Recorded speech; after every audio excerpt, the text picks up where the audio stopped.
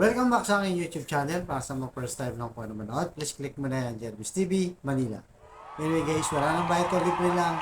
Tulong mo na lang din sa kapwa mo. Alright? Thank you very much po. So topic natin po today's video guys. Yan guys, oh. Gilas, Pilipinas. Nasungkit din ng ginto after 62 years. Yan guys. Mabuhay ang Gilas, Pilipinas. O nakaka-proud, di ba? Bilang isang Pilipino. Alam naman natin ang basketball dito sa ating sa ating bansa. Ito yung pinakasikat talaga na sports. So, kahit saan ka mapunta, probinsya, sa mga syudad, may makita kang mga basketball court. Minsan kahit nakalagay lang sa dingding yan, sa loob ng bahay, sa labas ng bahay, makita mo lahat, di ba? Kahit saan ka tumingin, talagang basketball ang pinaka-sports natin, popular dito sa ating bansa. Yan. So, sa tagal ng panahon, di ba? Sa haba-haba ng panahon, sa wakas nasungkit din yung ginto. So, yung kakatapos lang natin na laban dun sa FIBA, na kung saan ay hindi tayo nagwagi. Di ba? Hindi natin nakuha yung gold kasi mas maraming player. Pero dito talagang nagpakita ng gilas ang Pilipinas. Di ba?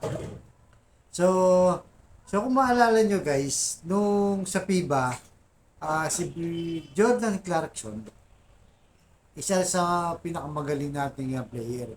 Parang nakita natin dyan, nung sa FIBA kasi, alos ang bumibit-bit lang, parang si Jordan Clarkson lang, di ba? So kahit anong galing niya, kung yung buong team, alos hindi nakakasabay, o yung teamwork parang hindi ganun kaganda, talagang matatalo sila. So, ang pagkaiba ngayon, kay Brownlee naman guys, ito mga sinasabi rin ng mga sports analyst. Si Brownlee kasi, naglalaro na sa PBA. So, kumbaga, yung laro niya, gawin na ng mga player. At sabi nga nila, amoy pa lang, alam na. At nakita naman natin si Brownlee hindi rin sa buwakaw, di ba? Kumbaga, talagang teamwork siya.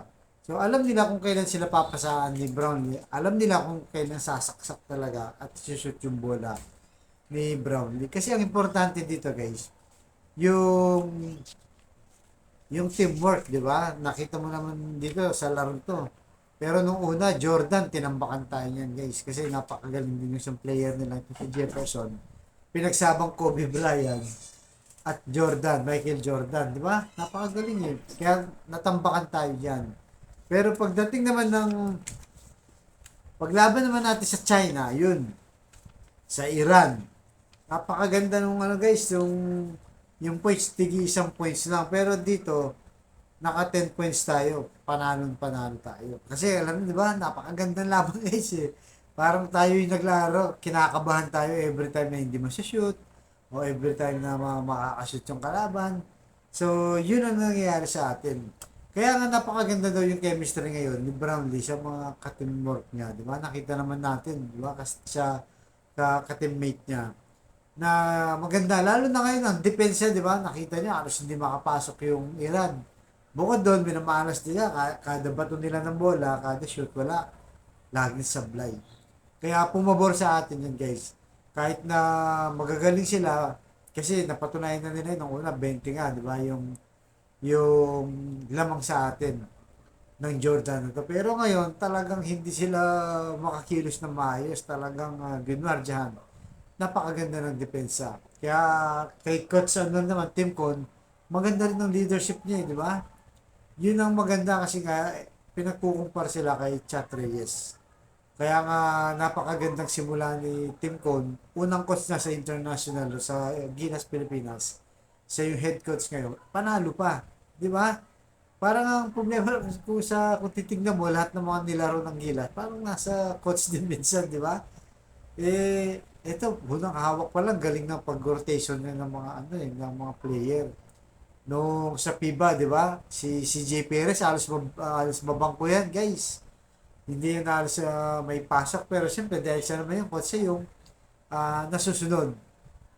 Pero ngayon, napakaganda. Kaya nga pinupuri ngayon itong si Tim Cone, pati na yung buong Gilas Pilipinas. Dahil maganda guys ang nilalaro. Talagang yung China, di ba, inis na inis sa atin, pero wala silang magawa.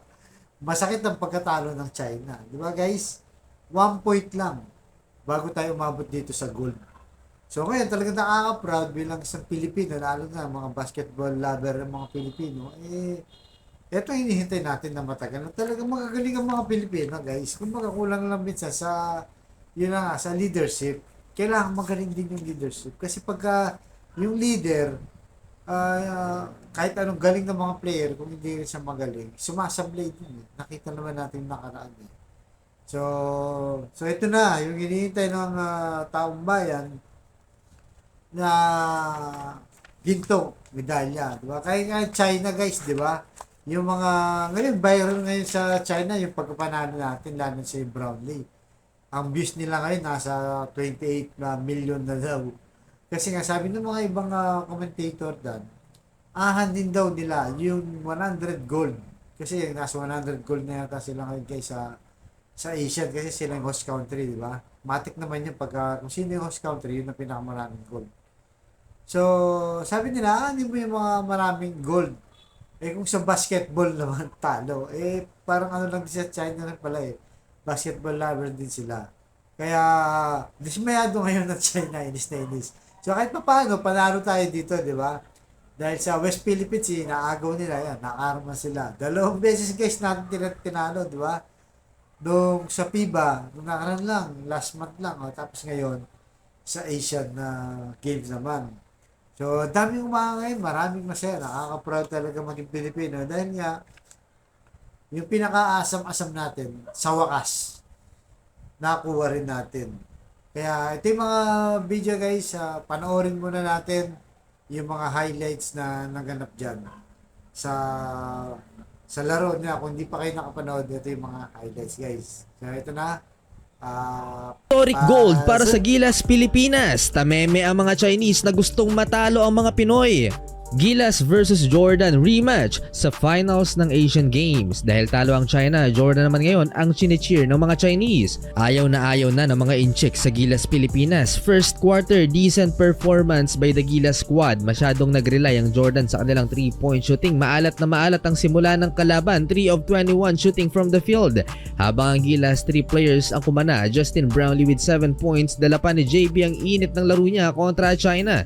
Chris Newsom naman may 6 points din at Scotty Thompson 4 points. Sayang tong spin cycle ni Scotty, 17-12, end of first quarter lamang ng 5 ang Gilas. Tulong na rin sa pag-coach ng players ang Gilas team manager Alfrancis Chua. Second quarter mga idol, patuloy ang paghatid ng offensive damage ni Justin Brownlee, 2 of 2 3-pointer start para kay Noy PJB. CJ Perez naman forcing turnover and scores. Tahimik si RHJ, shooting only 1 of 10 so far. Tinatambakan na ng Gilas Pilipinas ang team ng Jordan 26-15.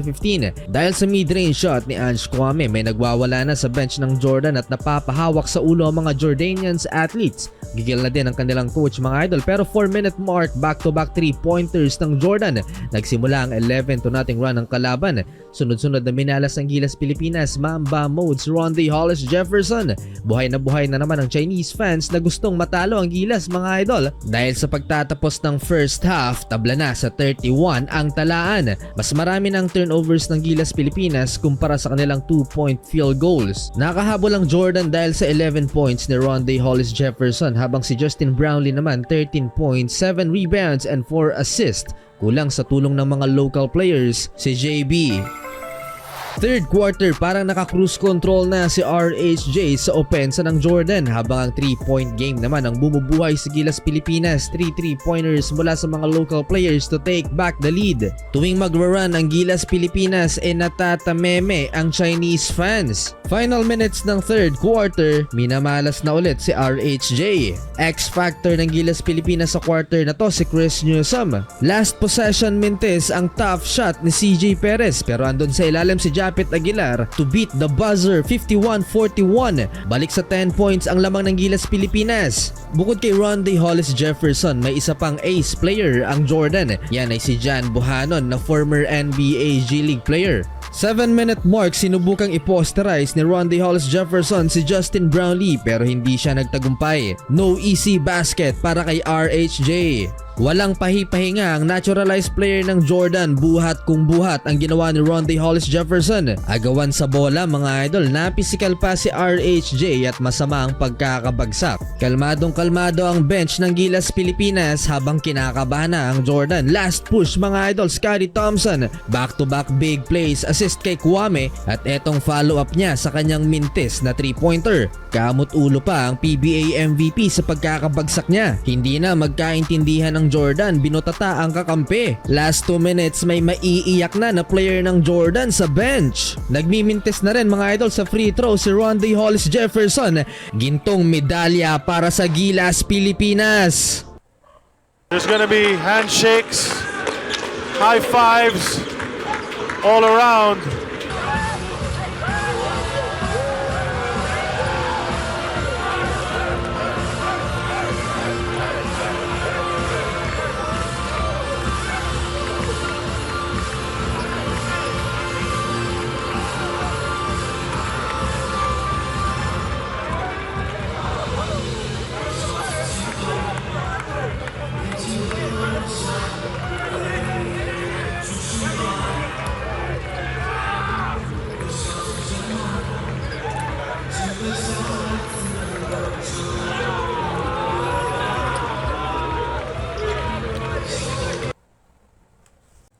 So yun guys, napansin niyo, di ba? Talagang napakagaling talaga ng Gilas. So muli, congratulations po sa ating Gilas Pilipinas. Proud to be Filipino. Mabuhay po tayong lahat. Thank you very much po. Baka susunod kong vlog.